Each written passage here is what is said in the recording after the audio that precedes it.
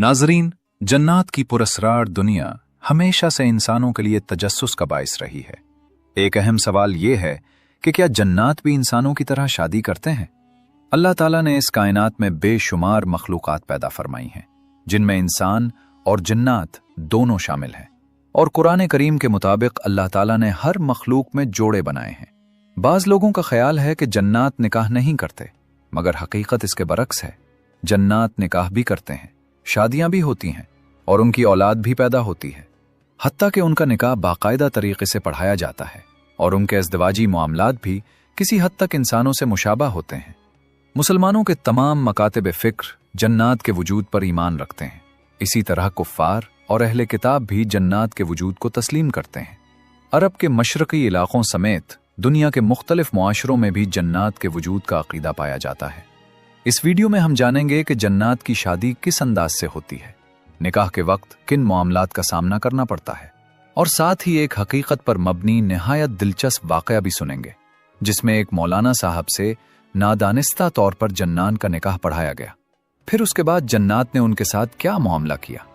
जदीद साइंस ने अगरचे बेपनाह तरक्की कर ली है, मगर इसके बावजूद वो आज तक जन्नात के वजूद को तजर्बाती तौर पर साबित नहीं कर सकी। इसी बुनियाद पर साइंस ने यह मौक़िफ़ इख्तियार किया कि जन्नात का कोई वजूद नहीं। लेकिन अल्हम्दुलिल्लाह, हम मुसलमान होने के नाते इस हकीकत पर कामिल यकीन रखते हैं कि इंसानों, जानवरों और दीगर मखलूक़ात के अलावा फरिश्ते और जन्नात भी मौजूद हैं। और ये ईमान हमें कुरान करीम की वाज़ेह तालीमात और अल्लाह ताला के इरशादात की बदौलत हासिल है। कुरान करीम में जन्नात का वाज़ेह ज़िक्र मौजूद है, इसीलिए हमें इस हकीकत में कोई शुबा नहीं कि जन्नात न सिर्फ वाकई मखलूक हैं, बल्कि हमारे इर्द गिर्द ही रहते हैं। अगरचे वो हमारी आंखों से ओझल होते हैं। जिस तरह इंसानों में नेक और बद दोनों किस्म के लोग पाए जाते हैं, बिल्कुल इसी तरह जन्नात में भी अच्छे और बुरे दोनों मौजूद हैं। आज मैं आपको जो वाक़या सुनाने जा रहा हूं, वो किसी शरारती या सरकश जन्नात का नहीं, बल्कि नेक जन्नात से मुताल्लिक है। मौलाना साहब बयान करते हैं कि मुझे ठीक तरह याद नहीं कि रात का कौन सा पहर था कि अचानक मेरे हुजरे के दरवाजे पर दस्तक सुनाई दी, यानी किसी ने जोर देकर दरवाजा खटखटाया। अल्लाह ताला ने मुझे ये आदत अता फरमाई थी कि चाहे मैं कितनी ही गहरी नींद में क्यों ना हूं, मामूली सी आवाज पर भी फौरन बेदार हो जाता था। इसी वजह से मैं फौरन जाग गया और दरवाजे की सिमत मुतवज्जे हो गया। कुछ ही लम्हों बाद दोबारा दस्तक हुई तो मैंने अपने करीब रखा हुआ मोबाइल फोन उठाकर वक्त देखा। रात के 11:21 हो चुके थे। तीसरी मर्तबा दरवाजा जोर से खटखटाया गया और साथ ही मेरा नाम लेकर पुकारा गया। मैंने फौरन उठकर दरवाजा खोल दिया।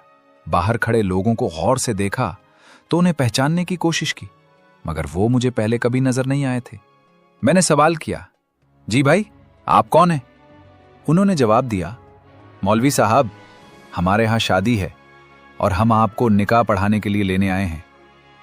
मैंने कहा, माजरत के साथ मैं आपको नहीं पहचान सका, जरा अपना तारुफ करवा दें।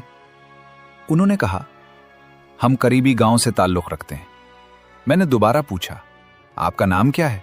उनमें से एक शख्स बोला, मेरा नाम जंजार है और उनका नाम अफक है। ये नाम सुनकर मैं दिली दिल में सोचने लगा कि ये तो खासे अनोखे और गैर मानूस नाम है। कुछ देर गुफ्तगू के बाद मैं उनके साथ जाने के लिए आमादा हो गया। मौलाना साहब बयान करते हैं कि वो मार्च का महीना था। इसी वजह से रात में हल्की सी खनकी महसूस हो रही थी। वो दोनों मेरे आगे आगे चल रहे थे और मैं उनके पीछे पीछे था। उनकी रफ्तार खासी तेज थी, मगर मेरी वजह से उन्हें आहिस्ता चलना पड़ रहा था। तकरीबन 20 मिनट तक पैदल चलने के बाद उन्होंने अचानक अपना रास्ता तब्दील कर लिया। ये मंजर देखकर मैं परेशान हो गया, क्योंकि गांव तो दूसरी सिमत में था और जिस तरफ वो मुड़ गए थे वहां एक वसी मैदान वाक़ था। ये वही मैदान था जहां दिन के वक्त गांव के लड़के क्रिकेट और दीगर खेल खेला करते थे। मैंने फौरन पूछा, भाई, आप लोग कहां जा रहे हैं? गांव तो उधर है और यहां तो सिर्फ मैदान ही मैदान है। उन्होंने जवाब दिया, जी, दरअसल गांव में जगह कम पड़ गई थी, इसलिए हमने शामियाना और टेंट इसी मैदान में लगाया है। मैं खामोशी से उनके पीछे चलता रहा, मगर मैंने महसूस किया कि वो दोनों बार बार पीछे मुड़कर मेरी तरफ देख रहे थे, जैसे ये इत्मीनान करना चाहते हूं कि मैं वाकई उनके साथ आ रहा हूं या नहीं। चलते चलते मैंने एक बार फिर सवाल किया, सुनो भाई, वाकई तुम्हारे यहां शादी ही है ना? उन्होंने कहा, जी हाँ बिल्कुल, मैंने कहा। फिर ये कैसी खामोशी है? कोई आवाज, कोई शोर सुनाई नहीं दे रहा। क्योंकि हम अब मैदान के करीब पहुंच चुके थे। जब हम शामियाने के करीब आए तो वहां मुकम्मल सन्नाटा था। मैंने ताज्जुब से पूछा तो उन्होंने बताया कि सारा इंतजाम मुकम्मल है, मगर निकाह के बाद ही रौनक, शोर और रसूमात का आगाज होगा। चंद मिनट मजीद चलने के बाद हम खैमे के अंदर दाखिल हुए, जहां खूबसूरत और दिलकश लाइटिंग का इंतजाम किया गया था। मैं हैरत के आलम में चारों तरफ देख ही रहा था कि अचानक एक शख्स ने आगे बढ़कर मेरा खैर मकदम किया। जंजार ने उस शख्स का तारुफ करवाते हुए बताया कि ये दूल्हे के वालिद हैं, जिनका नाम सरदार मानिस है। वो फौरन मेरा हाथ पकड़कर आगे ले गए और एक दूसरे शख्स की तरफ इशारा करते हुए कहा कि ये दुल्हन के वालिद शर्मक साहब हैं। मैंने उनसे मुसाफा किया तो उनके हाथ मामूल से कहीं ज्यादा गर्म महसूस हुए, मगर मैंने इस बात को नजरअंदाज कर दिया। जो चीज मुझे अंदर ही अंदर बेचैन कर रही थी वो ये थी कि पूरे शामियाने में मुझे एक भी ऐसा चेहरा दिखाई नहीं दिया जिसे मैं पहचानता हूं। सब लोग मेरे लिए मुकम्मल तौर पर अजनबी थे। मैंने दुल्हन के वालिद से पूछा कि यहां गांव का कोई मोतबर या जाना पहचाना आदमी नजर नहीं आ रहा, आखिर मामला क्या है? वो मुस्कुराकर बोले, बस यही बात आपको खटक रही थी ना। ये कहकर उन्होंने एक लड़के को बुलाया और उसे कुछ हिदायत दी। थोड़ी ही देर बाद मैंने देखा कि गांव के चंद मारूफ और जाने पहचाने लोग शामियाने की तरफ आ रहे हैं, जिनमें नजर साहब, जिनकी दुकान थी, अहमद खान, शेर दिल साहब, गुलाम अली और शाहिद अली शामिल थे। उन्हें देखकर मेरे दिल को कुछ इत्मीनान हुआ। मैंने नजर साहब से पूछा, दुकान कैसी चल रही है? वो जरा चूक कर बोले, जी अल्हम्दुलिल्लाह, बिल्कुल ठीक चल रही है। इसके बाद मेरी गांव के बाकी लोगों से भी मुख्तसर गुफ्तगू हुई। इतने में अफक साहब मेरे पास आए और कहने लगे, मौलवी साहब, हमने निकाह की हामी भर ली है, आप निकाह पढ़ा दीजिए। मैंने निकाह पढ़ा दिया। निकाह के बाद मुझे मिठाई पेश की गई, उजरत दी गई और बाकायदा खाना भी खिलाया गया। वो खाना इस कदर लजीज था कि उसका जायका मैं अल्फाज में बयान नहीं कर सकता। इसके बाद अफक और जंजार, जो मुझे वहां लाए थे, खुद मेरे साथ चलते हुए मुझे मेरे घर के दरवाजे तक छोड़ने आए और फिर वहीं से वापस लौट गए।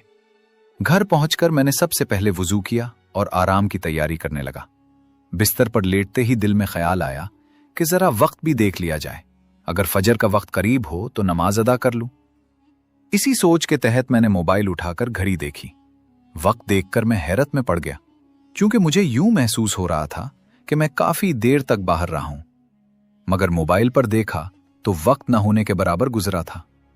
सुबह होते ही मैं इसी गांव गया और उन लोगों से मिला जिन्हें मैंने रात शामियाने में देखा था। जब मैंने उनसे गुज़श्ता रात के वाक़ये का जिक्र किया तो सब ने एक ही बात कही कि हम तो कल रात न किसी शादी में गए, न ही घर से बाहर निकले। ये सुनकर मैं शदीद हैरत में मुब्तला हो गया और खामोशी से वापस लौट आया। घर आकर जब मैंने वो उजरत देखी जो निकाह के बदले में मुझे दी गई थी और वो मिठाई भी सामने रखी देखी, तो मुझे यकीन हो गया कि ये सब कोई ख्वाब या वहम नहीं था। बाद में मुझ पर यह हकीकत वाज़े हुई कि वो शादी इंसानों की नहीं बल्कि जिन्नात की थी और मैंने दरअसल एक जिन के निकाह की रस्म अदा की थी। आज भी जब मैं इस रात को याद करता हूं तो मेरे जिस्म के रोंगटे खड़े हो जाते हैं।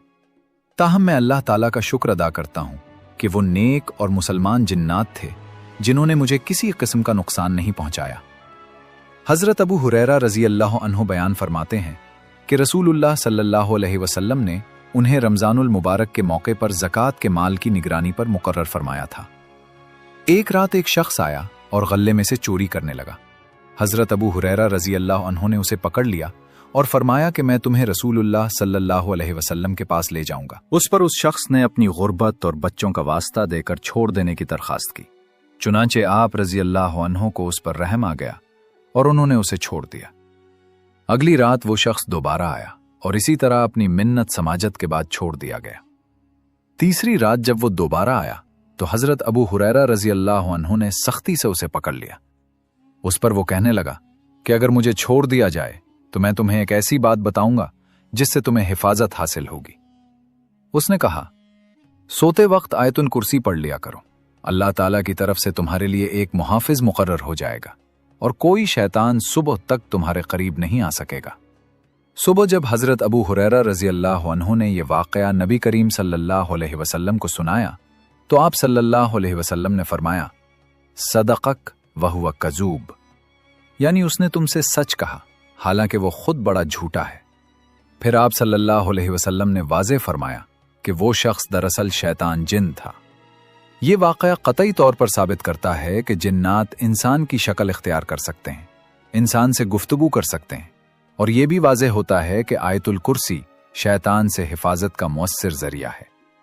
شیخ الاسلام امام ابن تیمیہ رحمہ اللہ اپنی مشہور کتاب مجموع الفتاوی میں ایک حقیقی واقعہ بیان فرماتے ہیں کہ ان کے زمانے میں ایک عورت کے ساتھ ایسا معاملہ پیش آیا کہ ایک جن عاشق اس پر مسلط ہو گیا تھا، جو اسے اپنی بیوی کہتا اور اس کے جسم پر اثر انداز ہو کر بات بھی کرتا۔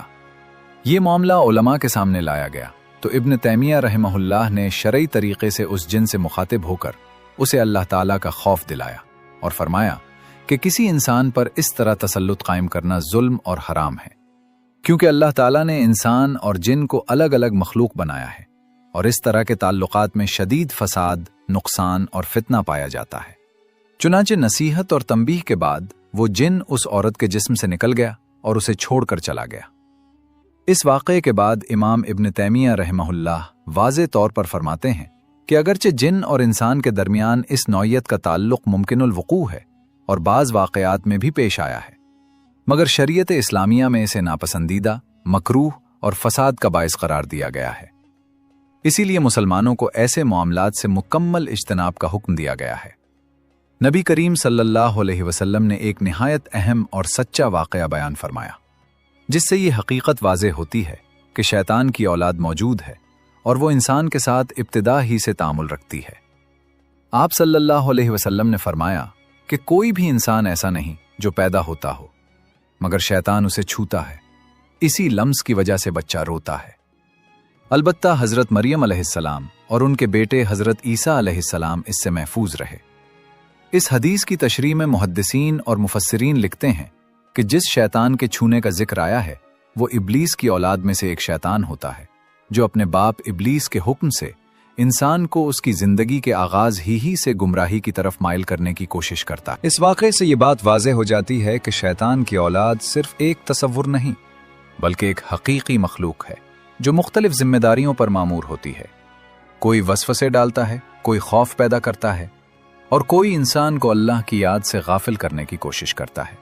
تاہم علماء نے واضح کیا ہے کہ اس لمس کی نوعیت مادی نہیں بلکہ غیبی ہے، اور اس کا ہرگز یہ مطلب نہیں کہ جنات کے بچے انسانوں کی طرح دکھائی دیتے ہیں یا انسانی شکل میں پیدا ہوتے ہیں، بلکہ یہ تمام معاملات عالم غیب سے تعلق رکھتے ہیں، جن کی حقیقت اور تفصیل اللہ تعالیٰ ہی بہتر جانتے ہیں۔ اسی لیے اسلام ہمیں ان امور میں غیر ضروری قیاس آرائی اور حد سے زیادہ خیالی باتوں سے روکتا ہے، اور صرف اتنی بات قبول کرنے کی تعلیم دیتا ہے جو قرآن اور سنت سے ثابت ہو۔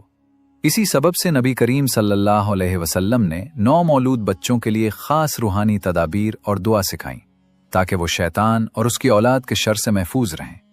اسلام نے بچوں کو جنات اور شیاطین کے شر سے بچانے کے لیے واضح اور مؤثر روحانی طریقے مقرر کیے ہیں، کیونکہ نبی صلی اللہ علیہ وسلم نے فرمایا کہ شیطان انسان کے ساتھ پیدائش کے فوراً بعد ہی وسوسے ڈالنے کی کوشش کرتا ہے۔ اس لیے سب سے پہلی سنت یہ ہے کہ بچے کی پیدائش کے فوراً بعد دائیں کان میں اذان اور بائیں کان میں اقامت کہی جائے، جیسا کہ احادیث سے ثابت ہے، تاکہ بچے کے کان میں سب سے پہلا پیغام توحید اور اللہ کی عظمت پہنچے۔ اس کے بعد نبی صلی اللہ علیہ وسلم کی سنت کے مطابق بچے کے لیے یہ دعا پڑھنا نہایت اہم ہے، وَأَعِذُكُمَا بِكَلِمَاتِ اللَّهِ التَّامَّاتِ مِن كُلِّ شَيْطَانٍ وَحَامَّةٍ، یعنی میں تمہیں اللہ کے کامل کلمات کے ذریعے ہر شیطان اور نقصان دینے والی چیز سے پناہ دیتا ہوں، جیسا کہ نبی صلی اللہ علیہ وسلم حضرت حسن رضی اللہ عنہ و حسین رضی اللہ عنہ کے لیے پڑھا کرتے تھے۔ صحیح بخاری میں ثابت ہے کہ بچے کو سلانے سے پہلے آیت الکرسی، سورۃ الفلق اور سورۃ الناس پڑھ کر دم کرنا بھی سنت ہے، کیونکہ نبی صلی اللہ علیہ وسلم نے فرمایا کہ آیت الکرسی پڑھنے سے رات بھر اللہ کی حفاظت رہتی ہے اور کوئی شیطان قریب نہیں آتا۔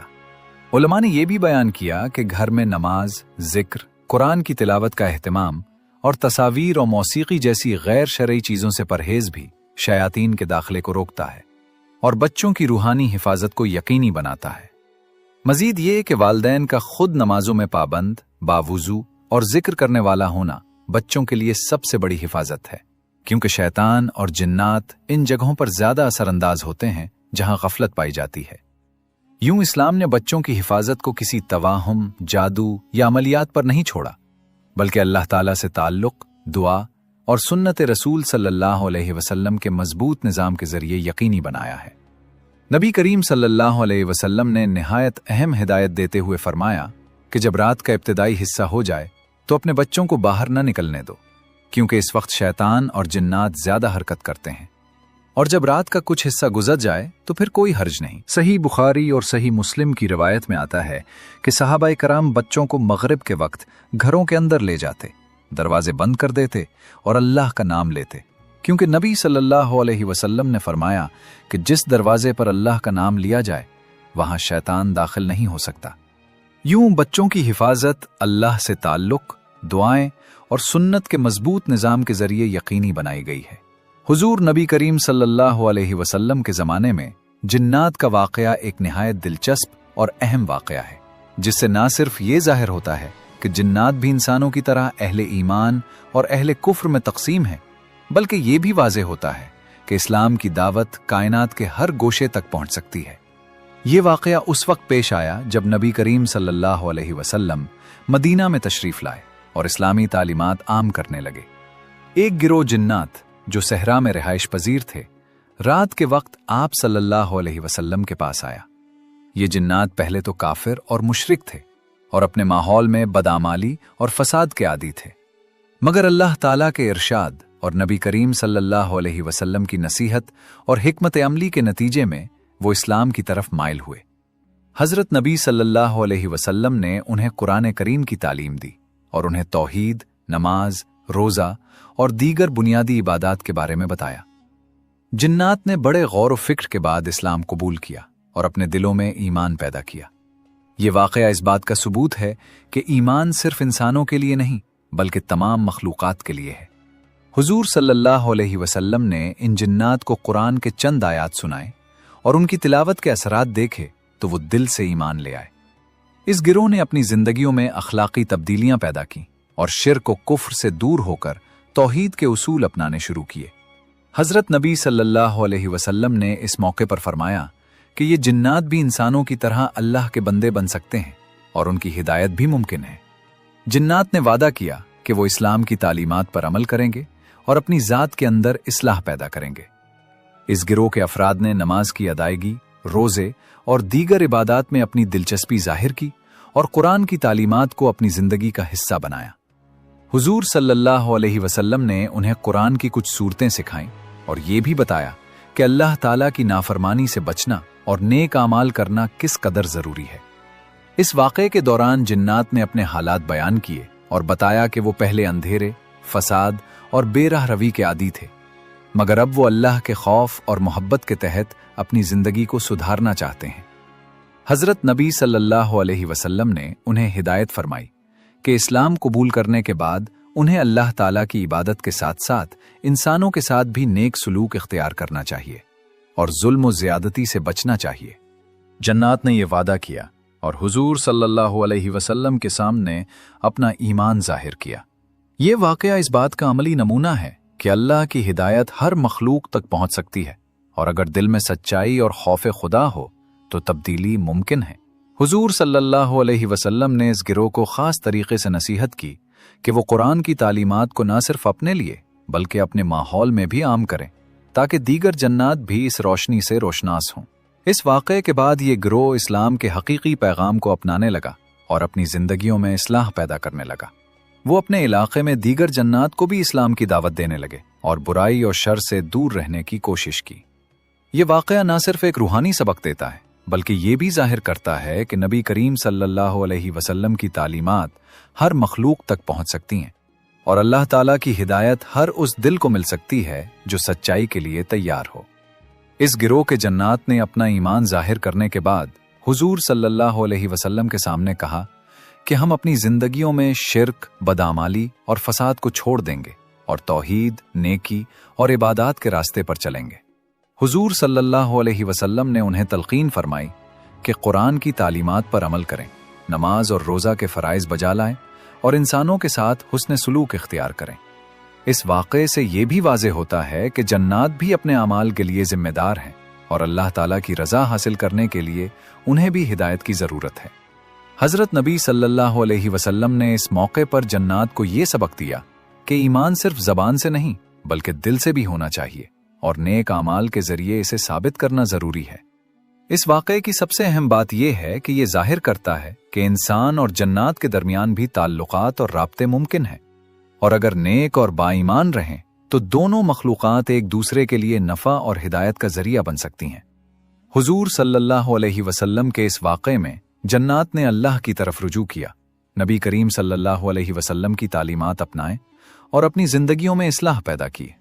یہ واقعہ آج بھی اس بات کی یاد دہانی کراتا ہے کہ اللہ تعالیٰ کی ہدایت ہر دل تک پہنچ سکتی ہے، چاہے وہ انسان ہو یا جن، اور ہر مخلوق کو حق و سچائی کے راستے پر چلنے کا موقع دیا گیا ہے۔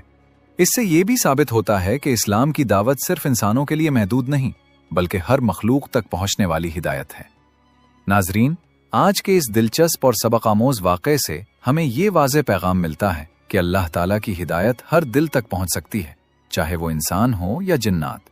حضور نبی کریم صلی اللہ علیہ وسلم کی تعلیمات اور قرآن کریم کی روشنی میں نہ صرف انسان اپنی زندگی کو درست راستے پر لے جا سکتا ہے بلکہ جنات بھی اپنی زندگیوں میں اصلاح اور نیکی اختیار کر سکتے ہیں۔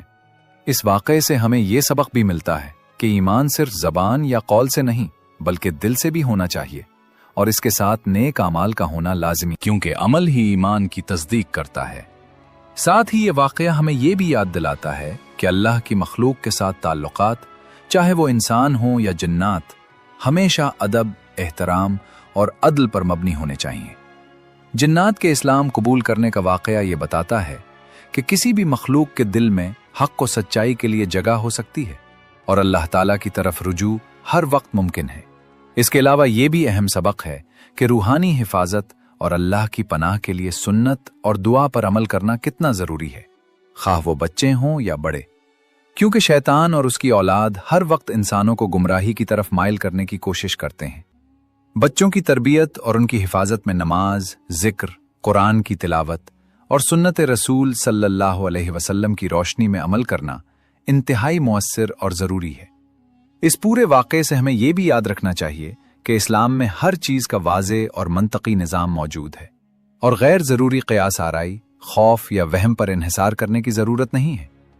نبی کریم صلی اللہ علیہ وسلم نے ہر مخلوق کے لیے ہدایت کا راستہ کھولا اور یہ ثابت کیا کہ اللہ تعالیٰ کی رحمت اور نور ہر دل تک پہنچ سکتا ہے، بشرطے کہ وہ سچائی، نیکی اور توحید کی طرف مائل ہو۔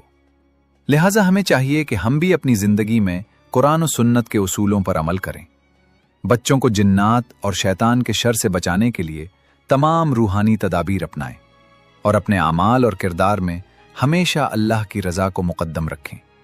یہ واقعہ ہمیں امید اور یقین دلاتا ہے کہ اگر دل خالص ہو اور نیت سچی ہو تو ہر مخلوق، چاہے وہ انسان ہو یا جنات، اللہ کی ہدایت کی روشنی میں اپنا راستہ درست کر سکتی ہے، اور یہ ہمیں اپنی زندگی میں بھی روشنی، تحفظ اور سکون کا ذریعہ فراہم کرتا ہے۔ اس لیے ہمیشہ اللہ کی پناہ مانگیں، سنت پر عمل کریں، دعا کو زندگی کا حصہ بنائیں اور قرآن کی تلاوت کو کبھی نہ چھوڑیں، تاکہ ہم بھی ہر برائی، وسوسے اور نقصان سے محفوظ رہیں اور اپنی زندگی کو اللہ کی رضا کے مطابق گزار سکیں۔ یہ سبق ہمارے لیے ایک واضح رہنمائی ہے کہ ایمان، عمل اور اللہ کی پناہ کے ذریعے ہم اپنی دنیا اور آخرت دونوں کو محفوظ بنا سکتے ہیں۔ ناظرین، اگر آپ کو ویڈیو پسند آئی ہے تو کمنٹ باکس میں اللہ کے 99 ناموں میں سے ایک نام ضرور ٹائپ کریں۔